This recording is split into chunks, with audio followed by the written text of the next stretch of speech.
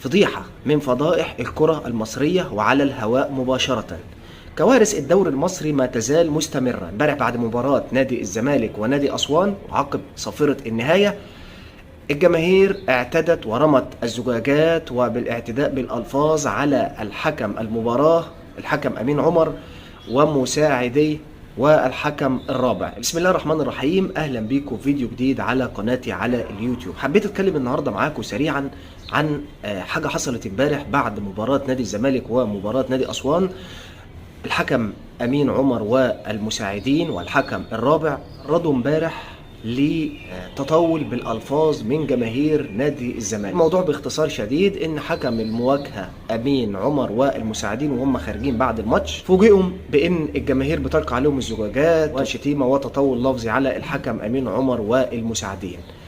ده كله كان سببه ايه؟ طبعا جماهير نادي الزمالك كان حزينه جدا على خساره نادي الزمالك امام نادي اسوان، وشايفين ان الحكم امين عمر كان المسؤول الاول عن هزيمه نادي الزمالك في المباراه.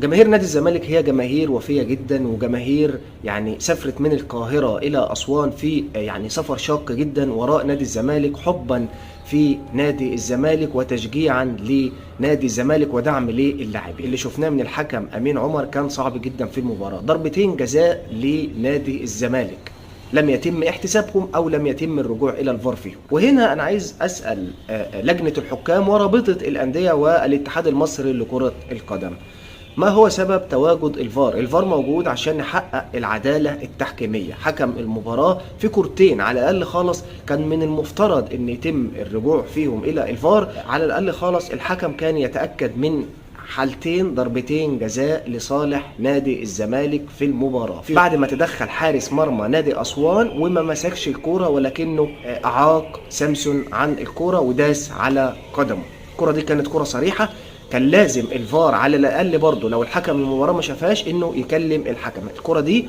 ضربه جزاء صحيحه. وفي كره تانية برضه لنادي الزمالك، لاعب اسوان طبعا رفع رجله بشكل كبير جدا في وش لاعب نادي الزمالك في منطقه الجزاء، ودي كانت كره خطره. كان على الاقل برضه من المفترض ان هو يرجع للفار فيها لو حكم المباراه، لكن للاسف كان الحكم امين عمر في المواجهه وكان شايف الكوره وتغاضى عن ضربتين جزاء لصالح نادي الزمالك. طبعا انعكس ده على الجماهير اللي رايحه وتعبانه وسافرت لسفر طويل جدا وراء نادي الزمالك ليله باكملها. جماهير نادي الزمالك ما نامتش حبا في وتشجيعا لنادي الزمالك، وفي النهايه الحكم امين عمر بوظ المباراه بتغاضيه عن ركلتين جزاء لصالح نادي الزمالك.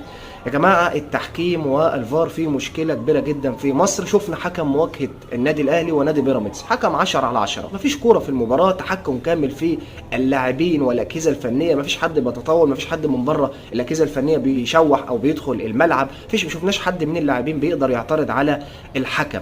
خسارة نادي الزمالك، اتأخر نادي الزمالك ب3 نقط عن النادي الأهلي اللي قدر إن هو يفوز على بيراميدز بالأمس بنتيجة 3-0، ونتيجة كبيرة وماتش كبير جدا للنادي الأهلي. ومارسيل كولر عمل مباراة كبيرة جدا، واللاعبين عمرو السولية صاحب هدفين وصاحب القذيفة المدوية. الناس اللي بتتكلم إن أحمد الشناوي كان ممكن إن هو يصد هذه الكرة، لكن صعب جدا. الكرة دي من قدام منطقة الجزاء، كرة مباغتة، كرة قوية جدا على أي حارس، صعب إن هو يلحق يصدها.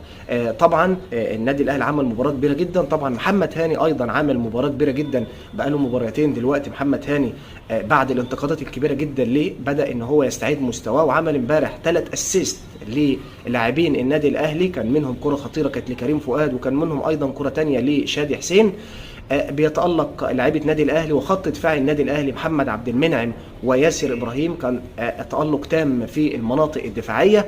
في النهايه شكل المنافسه وشكل جدول الدوري هو فيه متعه في النهايه لجميع الفرق، لكن برضو بنأكد على حته العداله التحكيميه. لو كان في عداله تحكيميه كان نادي الزمالك دلوقتي بيتساوى مع النادي الاهلي في النقاط. في النهايه ده كان موضوع الفيديو، ونتمنى لو عجب حضراتكم تعملوا لايك للفيديو والاشتراك في القناه لمتابعه كل جديد، والسلام عليكم ورحمه الله وبركاته.